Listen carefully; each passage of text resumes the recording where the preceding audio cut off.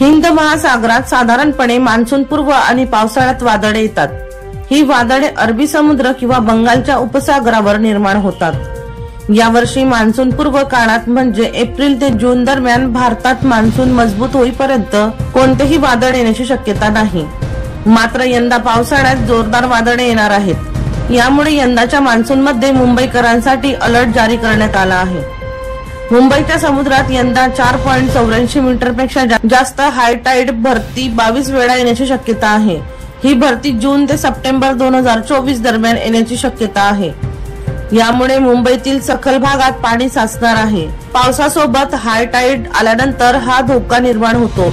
जून मध्ये 7 दिवस 4.5 मीटरपेक्षा जास्त उंचीची भरती असेल।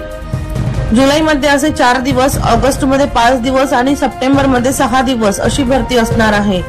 20 सप्टेंबर रोजी सकाळी 1 वाजता उंच भरती 4.84 मीटर पर्यंत पोहोचण्याची अपेक्षा आहे। दीपक राठोड यांचा रिपोर्ट DR न्यूज जळगाव।